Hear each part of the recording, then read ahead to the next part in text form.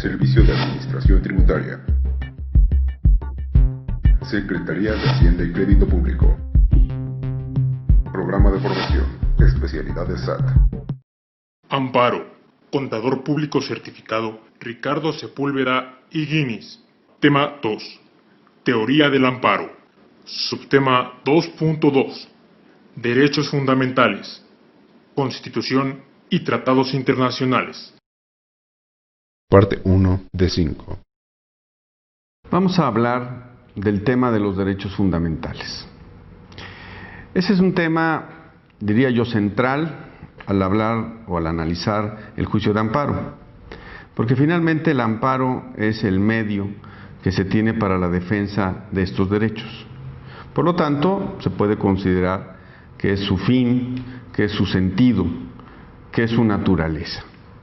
Los derechos fundamentales y el juicio de amparo se encuentran esencialmente vinculados.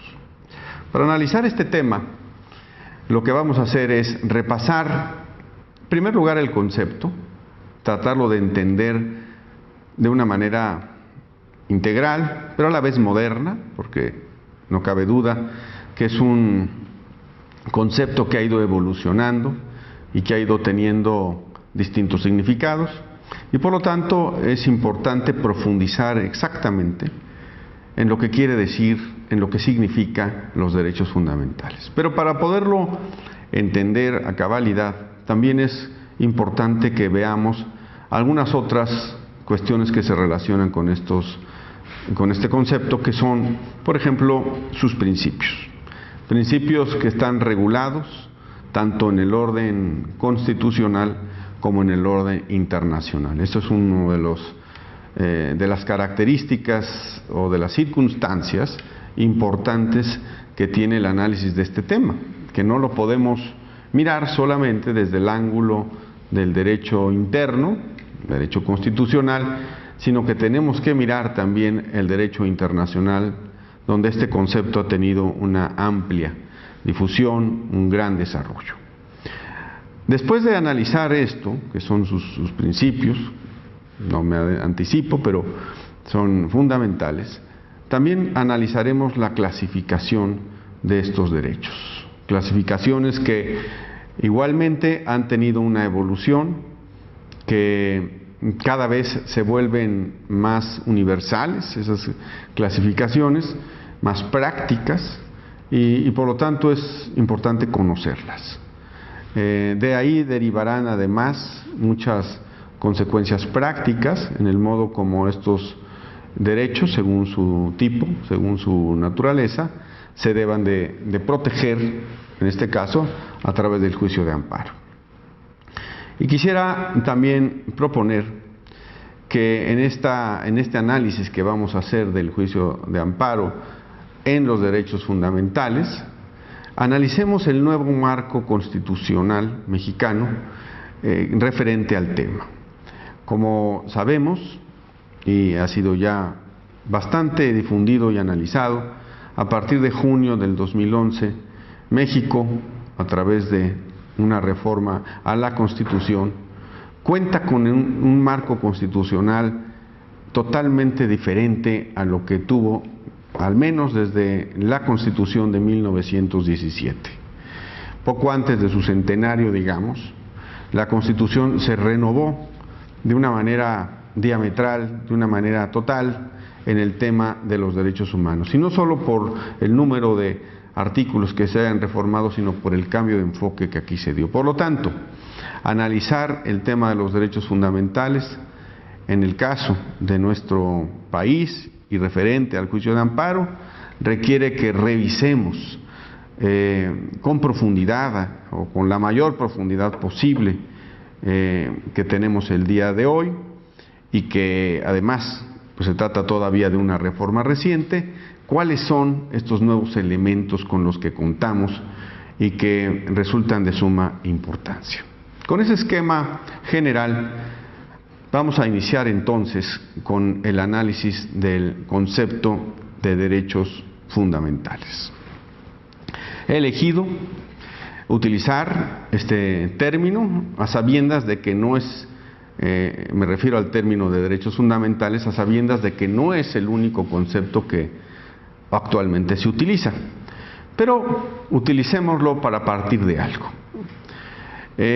Será muy importante, pero no quiero comenzar por ahí, hacer las distinciones necesarias, lo vamos a hacer en su momento, entre el concepto de derechos fundamentales, el concepto de derechos humanos y el concepto de garantías individuales, todos ellos referentes a cuestiones comunes, pero que no terminan de ser exactamente iguales.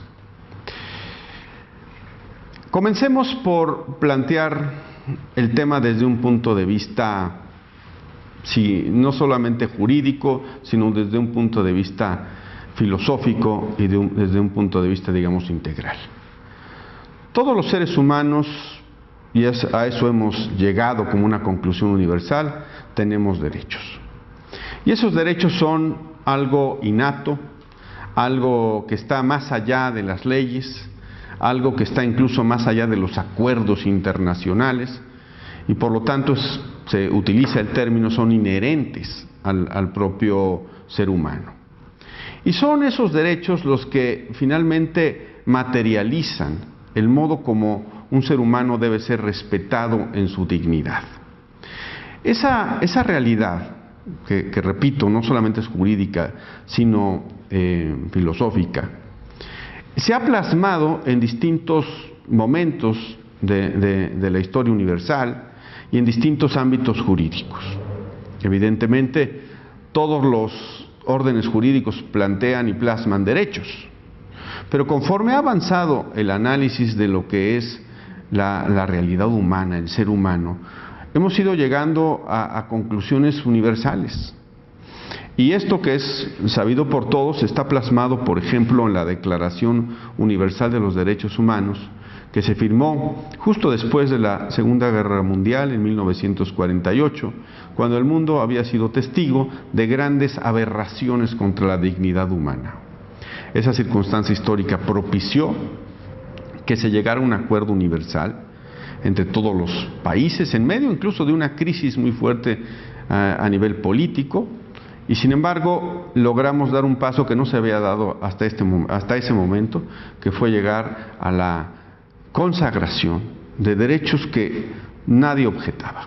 Obviamente el derecho a la vida, a la libertad, a la seguridad, a la libertad de expresión, al debido proceso, etcétera. Todos los derechos que conocemos, todos los derechos que se han ido desarrollando en los textos jurídicos. De ahí partimos. Esos derechos son los que dan sentido al Estado, son los que dan sentido a las constituciones, son los que dan sentido a todo el orden político y jurídico moderno que le llamamos precisamente Estado. Por eso, cuando se analiza el concepto de constitución, debe siempre subrayarse que el único sentido que tiene la Constitución es el de consagrar, reconocer y por lo tanto proteger estos derechos fundamentales.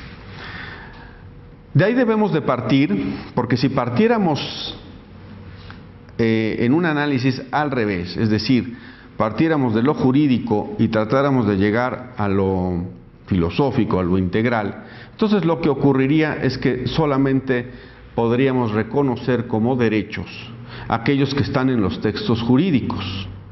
Y eso, evidentemente, tiene graves consecuencias, porque un texto jurídico puede obviar, puede omitir algún derecho, y si ese derecho no existe porque el ordenamiento jurídico no lo reconoce, pues no se está protegiendo cabalmente al ser humano.